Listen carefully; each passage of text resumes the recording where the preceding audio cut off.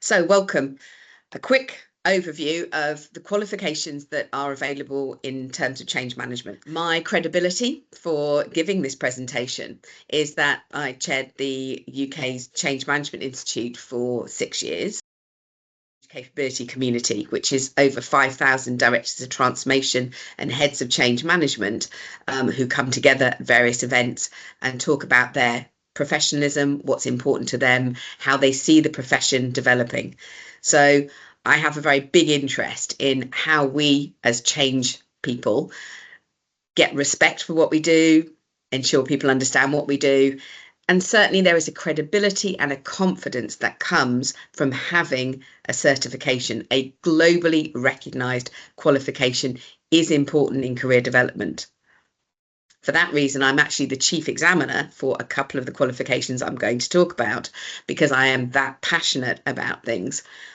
So let's get started. First of all, context, if you like. I couldn't start this short presentation without sort of putting the idea of change into a wider context. As many of you know, I consult heavily for big global brands around the world, as well as governments and non-governmental bodies. So I'm at the sharp end of change, and I think it's bringing that realistic perspective. So two things that I would always say. Number one, there are two parts to change, and we need to recognise that what we're talking about with our change management qualifications isn't so much the tangible change, which is covered very well by project and programme management qualifications. What we're talking about is behavioural change. So we are talking about those skills that engender a sense of motivation in others. And of course, motivation is connected with resilience. So we want to motivate people, not just at the start of any change initiative, but of course, all the way through. We're also responsible for participation, getting people involved, encouraging them. And as we probably recognise, with so much happening at work, this has become a real skill because people may be interested and in fact motivated to want to make the change happen, but they feel there are so many calls on their time, it's acting as a real barrier. So motivation these days does not necessarily mean participation. And so we have to have additional techniques, nudges, encouragements, and ways of framing our requests so that people are more willing to put what we're asking for ahead of some of the other claims on their time. And then, of course, with my neuroscience background, I am bound to talk about celebration as a way of fueling further involvement, because celebration gives us that hit of dopamine in the brain, that energy chemical that makes us want to go forward and do more. So what we're talking about with our change management profession is very much around behavioural and psychological and emotional skills. So whatever you're learning, it's about putting it into the context of, yes, actually what I'm focusing in on is behavioural change, and tangible change is the trigger for helping people to work differently. But having spent the last 2 months doing a lot of board presentations, working with a lot of senior leaders, I think it's also worth updating this view of change. There's another perspective that I think is really important. It's about benefits versus experience. We've always had to ensure that we take people through this journey of change, and your qualifications will give you the skills to take people through that journey, and we'll talk about that in a moment. With the end result that we achieve the benefits that were set out in a business case that we may have had no involvement in, but there were expectations that perhaps revenue would increase or productivity or costs would go down through greater efficiency, greater automation. Perhaps it would launch new products and services, increasing a greater customer base, perhaps ensure regulatory compliance. There's a huge range of reasons why we do a change, and we are expected to realise those benefits. So that's always been there. But what I think is very interesting is that there is this second objective now, which is that we must ensure that throughout that journey, there is a fantastic experience of change. Why does that matter? I think this is about updating our understanding of change and seeing a change through the perspective of there are lots of change happening all at the same time. And so we can no longer just think about change as it's a one-off. Therefore, if we give people a very positive experience of a shift to new ways of working, where they felt valued, respected, they were given some control over what they were doing, they were involved voluntarily, they were able to share their thoughts, so psychological safety. If they feel that that was a good experience, even if they don't necessarily want the change, but in fact, how it has happened to them, they've been involved, it's self-directed, they feel that that was a really good experience, then that gives them the motivation and the interest to carry on changing.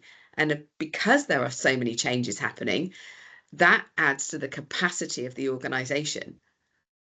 The flip side is if they are having a bad experience, then there's a withdrawal of effort. People just stop volunteering for things. They go more slowly. So the next change requires a lot more communication, a lot more persuasion. We've made the transition to the next way of working so much harder. So I think we have to think about tangible and behavioural change, but let's update ourselves and start talking about how we cope with change in a world of multiple simultaneous change. So that brings me to thinking about what you should be looking for in a change management qualification. Where are you starting from and what is it that you want to add to?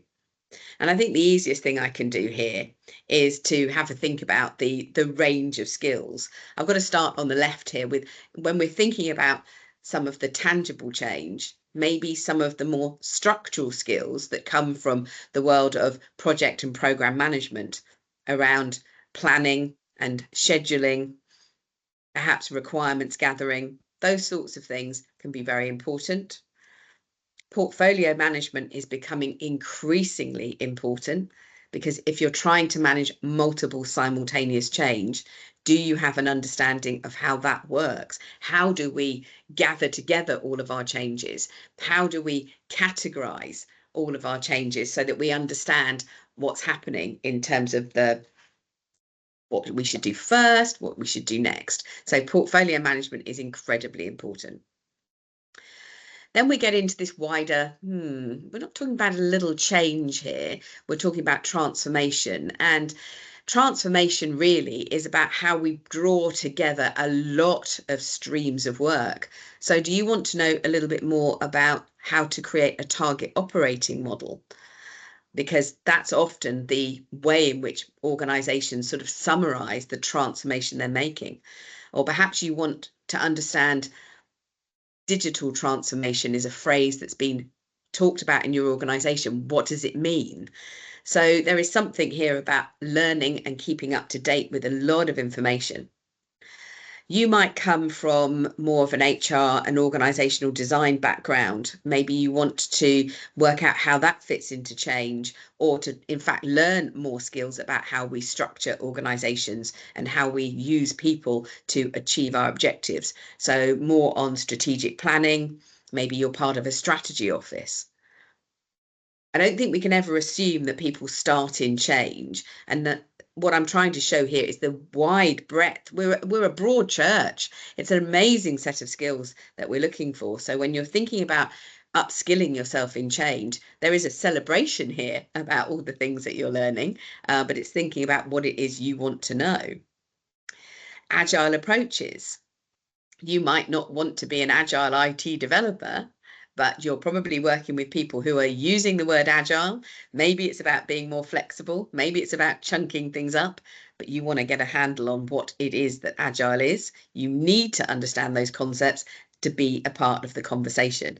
And increasingly in change, you will have to create incremental, iterative plans that deliver the change wave after wave, and how you explore what you do first, what you do next.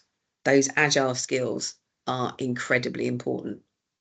It's been interesting for me recently seeing how agile change has having a resurgence, if you like. It was always popular, but wow, in terms of AI, there's this demand for, because of the huge uncertainty, how are we going to manage this change? And so I think you'll see agile approaches growing and growing. Maybe you're more into communication, stakeholder analysis, engagement activities. So that leads you on to relationship building. And then we can't help ourselves. We have to get into things like emotional intelligence, positive psychology, and neuroscience at the very end of this spectrum around behavioral change. So that's one contextual piece.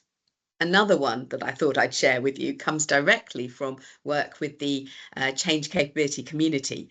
All these people with amazing careers in change, and just trying to explain perhaps how they've developed their career. And so just looking at this for a moment, there are two axes on which we have looked at things. First of all, people recognise that as they built their career in change, the breadth of change they've been involved in has developed.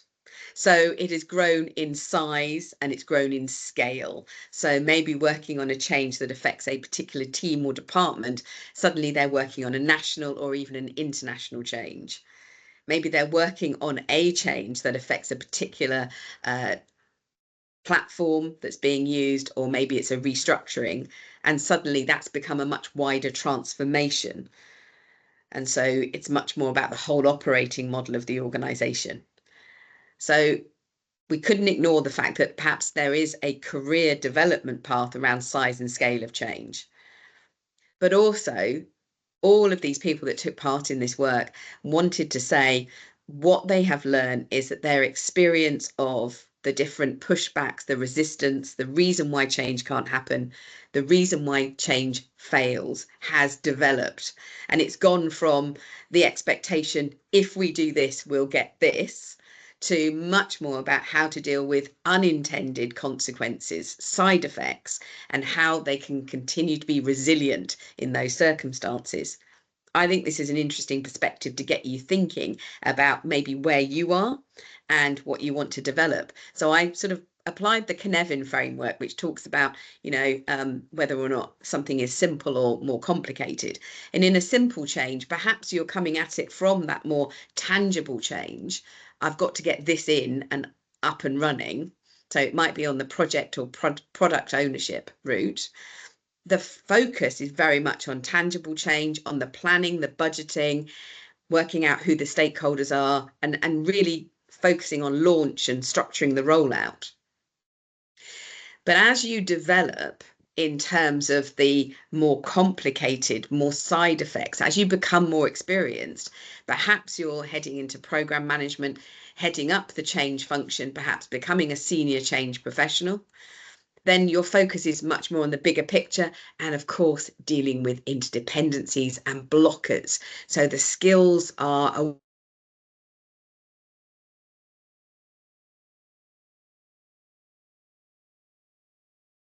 and of course, that just gets maximized. All of these things, if you like, shoot to the right-hand side as the scale grows. Because, of course, as the scale grows, we move something from more simple to more complex.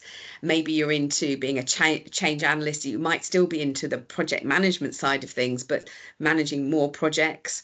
The focus very much is then on the impact assessment and trying to work out what are the effects of what we're doing. Getting ready for change, developing processes, policies, measures, really bedding the change down, because there are so many elements to it. We need to make sure we're capturing it all of the time.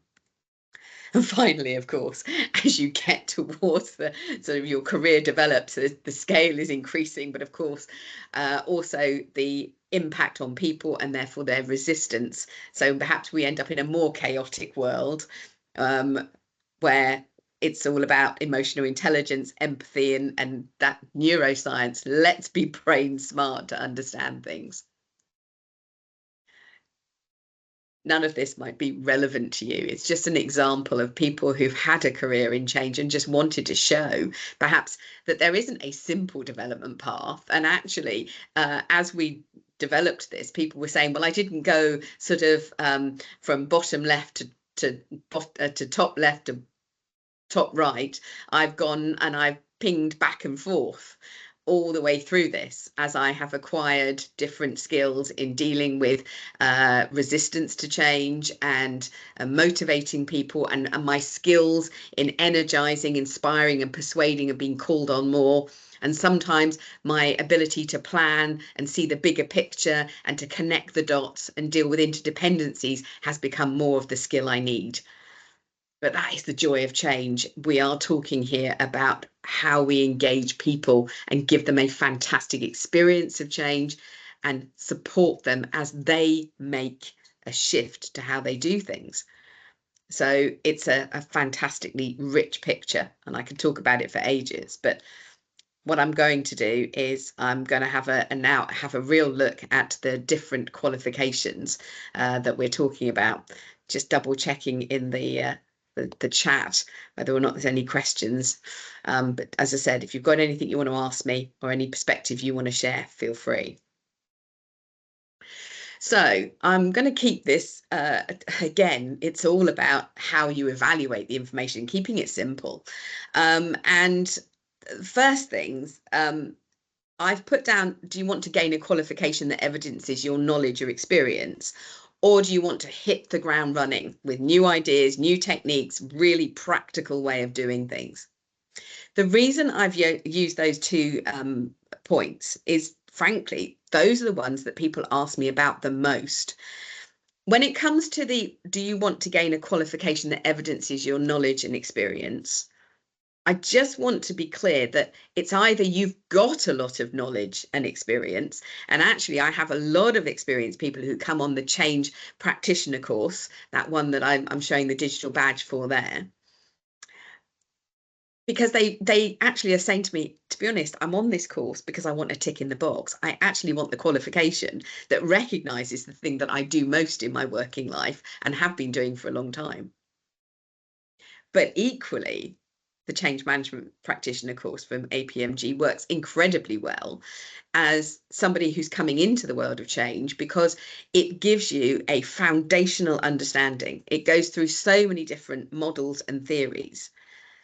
And if you've got a good trainer, they'll link all of them together. So you walk away with a really practical application of it. But if you don't know anything about change, this is a good place to start equally.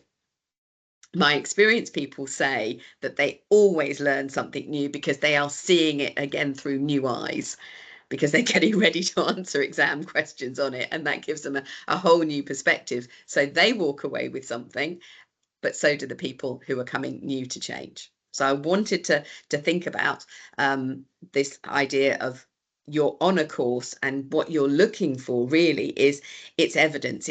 You might be going for an interview, or you might be building up your confidence that actually you want to ask for a pay rise or a new opportunity in your existing employer. I am absolutely passionate about my belief that qualifications and getting a new certification helps quell imposter syndrome. There are some amazing statistics about how women do not apply for jobs until they feel that they can cover about 85% of the job description, at least 85% of it, unless they're a very close match. Men are more likely to apply for a job with maybe half the skills or responsibilities under their belt, with the rest of it being more aspirational, and they will apply more for a leap. I think qualifications can do quite a lot to prove to yourself, I do know what I'm talking about.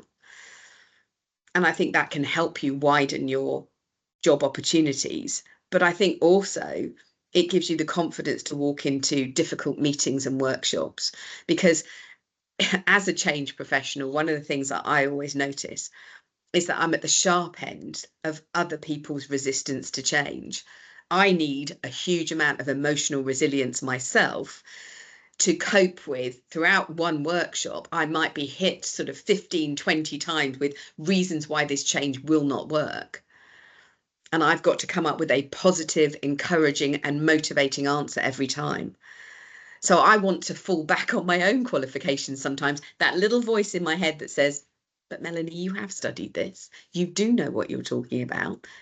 They don't. They haven't studied it. So have confidence in your answer. So I am passionate about how we acquire qualifications to actually make this happen. I'll give you a little story about my own career. In my 20s, I was very aggressive in terms of wanting to progress. I really wanted to climb the ladder. I was working for several of the investment banks, and I made sure that I took qualifications. If anything was ever offered, I would absolutely leap on it. But also I paid for a lot of training outside of what my learning and development team would support me for. And you know what? Nobody could ever take those qualifications away from me. And what happened as I continued to build my career, I was obviously in a lot of job interviews, is that I always was one of the most qualified people, if not the most qualified candidate that they had. It's very difficult not to interview somebody when you see a CV when they are heavily qualified in the subjects that you are hiring for. And when you think that the candidate is a good candidate, and you've then got somebody else who's also a good candidate, came across great in the interview, and you're thinking, who do I employ? It is much easier, because it's a lot less risky, to hire the person with the most qualifications. Because if they don't work out and HR say, well, why did you hire them? You can point to the fact that, well, actually, they were the most qualified. Both of the interview candidates came across great, but this one was the most qualified. So there is something there about being an interviewer. There is something about being interviewed. I think qualifications, I am passionate about the impact they can have on building your career. And I still think that that's a very valuable point, even though I know a lot of people think about quality of life as well. I'll talk about quality of life in a moment. If you want to gain perhaps a toolkit, you need practicality. I just need some answers. Give me solutions. I'm really in the depths of things. It's great to do the change management practitioner course, but if you just want that very practical, how do I do this? A couple of days on the agile qualifications. The agile change coach is very much about the motivation, persuasion, lots of techniques drawn from neuroscience. The agile change agent, very much about the practical planning, prioritization skills. How do you deliver that incremental iterative plan? How do you pull people into it? Giving people a structure, building the right environment, building the right relationships to actually get your change up and running and to run it. So really practical skills. What I think is important for the neuroscience for change courses, I was trying to argue with myself, and of course you could plot these wherever you want to, but I was thinking that actually, as I've just finished delivering it this week, that it really does sit between the two. I think that having neuroscience on your CV just is a huge banner that says, I'm up to date. I'm really learning the latest thinking in how we manage change and transformation. So I am a big fan, because the feedback I've had from people, and I still quote this delegate who says after the course, I've been saying a lot of these things, Melanie, for a while to my senior managers, but the response now is incredibly positive. They're getting involved. They're really helping to sponsor their initiatives. I think it's because I've sort of sprinkled some scientific stardust on what I've been saying. I haven't changed what I'm saying, but having learnt techniques on the neuroscience course, I'm definitely putting it across in a different way. I've learned a lot about the practicalities of how I frame information to create the right response in the brain. But I also feel that that qualification is all about making me feel I really know my stuff. It's given me huge confidence. And I think they feel that what I'm saying is now more legitimate in a way. So that's some of the feedback that I get from the Neuroscience for Change course. I didn't want to ignore ProSci. And I don't want to come across as in any way negative, because I think ProSci, the ADCAR method, has been with us for decades, and but I think it falls into the same category now as many of the other models, like John Cotter's 8 steps or Lewin's unfreeze, change, refreeze. It's what we refer to in the change management practitioner course as an N-step model, step 1, step 2, step 3. Those, I think, give you a fantastic understanding of some of the basics of what actions we need to take. What worries me about them is that they imply that people are going to go through an individual change, a singular change experience that I can lead them through from initial awareness all the way through to participation and then completion of the change, without taking into account how other changes are going to affect their mood, their ability and capacity, their capability for that change. And I think the qualifications I've highlighted here actually do that for you. You'll see that the Change Management Practitioner is now in its 3rd edition, which was updated only in the autumn of last year. Neuroscience for Change is new.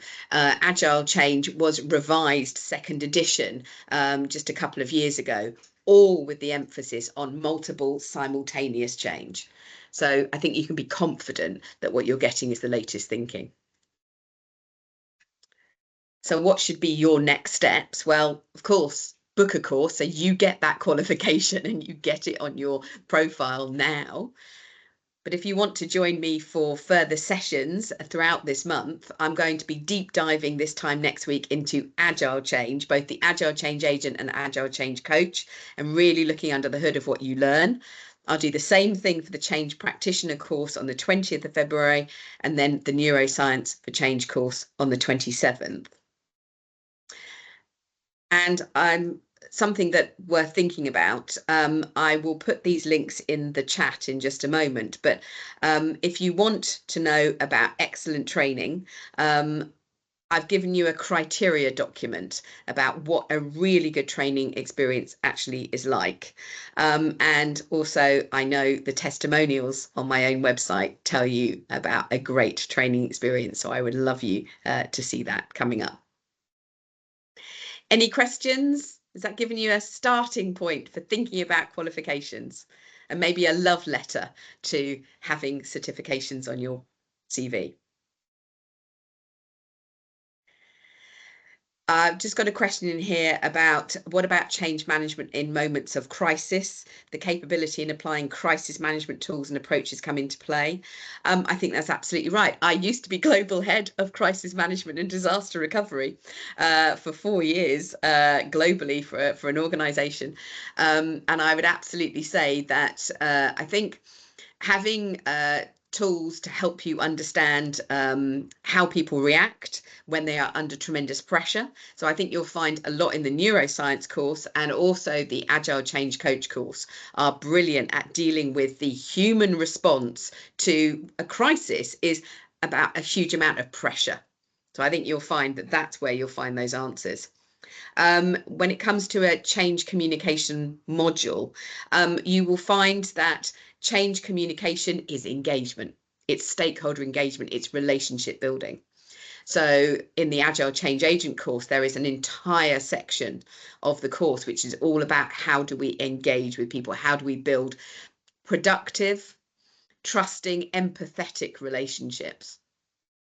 Throughout the Agile Change Coach, you're going to find that there are lots of techniques for how you connect with people and get them to care about what you're saying and how you build trust. In the Neuroscience for Change course, it will give you a lot on the oxytocin, that chemical in the brain that helps with socialization and bonding and develops trust. So you'll understand some of the thinking behind it. And of course, there is stakeholder analysis and engagement techniques in the Change Practitioner. So it's very much what it is that you're looking for that's there. Thank you so much for joining me. I hope that was really useful.